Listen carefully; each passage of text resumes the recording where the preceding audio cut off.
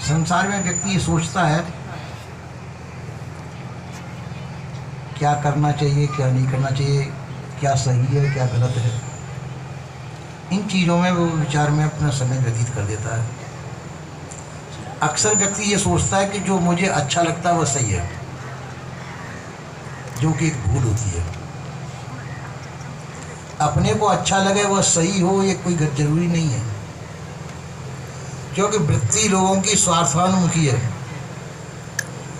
जिससे उनके स्वार्थ की सिद्धि होती है वो उनको सही लगेगा, और विवेकमान पुरुष को वह सही लगेगा जो वास्तविकता में सही है। और स्वार्थी मनुष्य जो है अपने स्वार्थ को देखेगा, मेरा स्वार्थ किसमें सिद्ध होता है। स्वार्थी मनुष्य अपने स्वार्थ के लिए अपने परिजनों को भी हत्या कर सकता है, परिजनों की हत्या कर सकता है, अनर्थ नहीं गिनेगा। द्रोणाचार्य के पुत्र ने पांडवों के पुत्रों की हत्या कर दी थी, स्वयं की, जो कि एक युद्ध का धर्म नहीं था, अधर्म था। तो इसी प्रकार से वह, जबकि वह बहुत बड़ा वो था, वो योद्धा था, उसको दंड दिया गया था। तो इसी प्रकार से व्यक्ति स्वार्थ में धर्म और अधर्म को भूल जाता है। धर्म क्या है, अधर्म क्या है, उसका मन जो कहता है वही उसका धर्म है। मन जो है सही उत्तर हमको नहीं दे पाता, क्योंकि उसमें कई प्रकार के विकार भरे हुए हैं। राग है, द्वेष है और नाना प्रकार के विकार है। यदि जज उसको बना दिया जाए ऐसे व्यक्ति को, तो न्याय नहीं कर सकता। उसकी मनोगति क्या कहती है, उस मनोगति के हिसाब से वो न्याय देगा। सही न्याय करने में समर्थ नहीं। न्याय करने में कौन समर्थ है? जिसके ऊपर किसी परिस्थिति का असर न होता हो, जो मानसिक रुग्णता जिसके अंदर न हो, किसी प्रकार की गुलामी जिसके अंदर न हो, परिस्थिति का किसी प्रकार से परिस्थिति का असर जिस पर न होता हो, ऐसा व्यक्ति न्याय करने में समर्थ होता है। तो ऐसा व्यक्ति क्यों सफल होता है? क्योंकि वो निष्फिक्र है, किसी पक्षपात में नहीं है। पक्षपात में पड़ा हुआ व्यक्ति जो न्याय नहीं कर सकता है। आपको जज बना दिया जाए और दो व्यक्ति आपके सामने आए, एक आपका पुत्र हो, एक पुत्र आपका इकल्ला ही है, और दूसरी तरफ दूसरे का पुत्र है। आप उसे जज बना के कहा जाए कि न्याय करिए, और जो कसूरवाज माना जाएगा उसको फांसी की सजा होगी। आप या तो आगे टाल देंगे मुकदमे को। तो आपका एक ही पुत्र और आपका पुत्र दोषी भी है, उसको फांसी की सजा बोलनी है।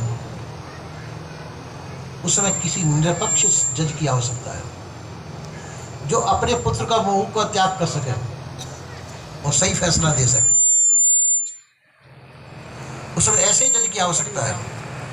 इसी प्रकार से जब धर्म की कसौटी पर हम उतरते हैं तो हम सही फैसला देने में जब ही समर्थ हो सकते हैं जब हम निरपक्ष हों, मानसिक विकारों से रहित हों, किसी प्रकार से मानसिकता हमको नहीं कचोटती हो, और पक्षपात से रहित हो, तब हम सही फैसला दे सकते हैं। नहीं, सही फैसला नहीं दे सकते, क्योंकि इतिहास हमारा गवाह है इस बात का। दुर्योधन कहता है कि मैं सत्य को असत्य को दोनों को जानता हूं, सत्य को भी जानता हूं, असत्य को भी जानता हूं, पर सत्य पे मैं चल नहीं सकता और असत्य को मैं तज नहीं सकता। असत्य को मैं त्याग नहीं सकता और सत्य पे मैं चल नहीं सकता। अब ऐसे व्यक्तियों से क्या आशा की जा सकती है वो सत्य धर्म का पालन करेंगे? देखो, बलवान था, पराक्रमी था, वीर योद्धा था।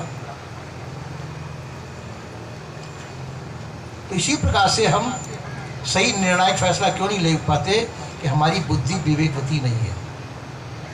बिना, सदगुरुदेव ने कहा, बिना विवेक भटकत फिरे पकड़ शब्द की छांव। हम बिना विवेक के शब्दों की छांव पकड़ करके बह जाते हैं। कैसे शब्दों की छाप पकड़ के बैठ जाते हैं। आप लोगों में से भी कोई होंगे। जैसे कहा जाता है कि हनुमान जी ने सूर्य को मुंह में दे लिया था, ये बात सत्य हो सकती है क्या? हनुमान जी पैदा पृथ्वी पर हुए थे, पृथ्वी से भी छोटे थे, और सूर्य कई गुना बड़ा है, आग का तपता हुआ गोला है, लोहे की छोटी सी गोली भी आप मुंह में नहीं दे सकते तपती है। तो इतने बड़े सूर्य को हनुमान जी कैसे मुंह में दे सकते हैं? पर हम सत्य मानते हैं। इसका कोई विरोध करता तो हम लड़ने के लिए तैयार हो जाते हैं। नहीं, ऐसा हुआ है, जरूर हुआ है, हट जाएंगे। पर ये सत्य है क्या? सत्य है, किसी का दिल गवाही नहीं देगा। तो ये जो है हुआ मिथ्या पक्षपात। तो धर्म पे जो आरूढ़ व्यक्ति है वह मिथ्या पक्षपात को ग्रहण नहीं करेगा, मिथ्या पक्षपात को ग्रहण नहीं करेगा। वो धर्म के अनुसार सत्य, ठीक है, उसका समझ में नहीं आएगा तो ये कह देगा भाई गौरव से सलाह ले लो, मेरी बुद्धि काम नहीं दे रही है।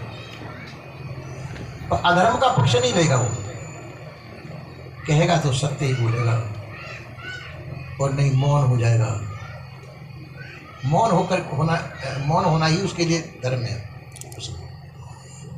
यदि या फिर जो है अपने को किसी का पक्ष हो, उसके पक्ष के पीछे हम एड़ी चोटी का पसीना एक कर देंगे, चाहे कितने व्यक्तियों को मारना पड़े, कितने की हत्या करनी पड़े, हम उसके पीछे सब कुछ करने को तैयार हो जाते हैं, अधर्म के पीछे। तो इसी प्रकार से न्यायविद वह है कि जो न्याय का पक्ष लेता है, सत्य का पक्ष लेता है। जो व्यक्ति सत्य पे जो आरूढ़ है और अपने सभी प्रकार के स्वार्थों का जो त्याग कर सकता है, वही सत्य पे चल सकता है।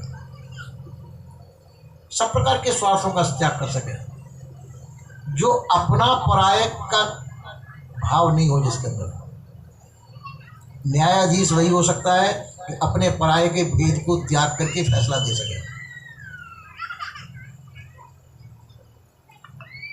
एक दफे की बात है, इटावा के पास की बात है।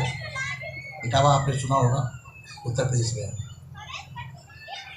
वहाँ पे जो है अंग्रेजों का ज़माना था। एक ठाकुर साहब थे, तो उनका एक लड़का अपराधी था,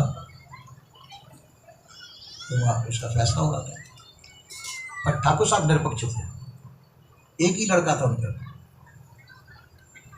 तो जज ने पूछा, ठाकुर साहब आपका लड़का भले ही दोषी है, तो आप अपने मुख से कह दीजिए आपका लड़का निर्दोष है, इसी समय छोड़ देंगे। ठाकुर साहब ने कहा कि मैं नहीं कह सकता ये बात, तो मेरे लड़के का संग साथ अपराधियों का था, तो अपराधियों का संग साथ होते हुए इसने जरूर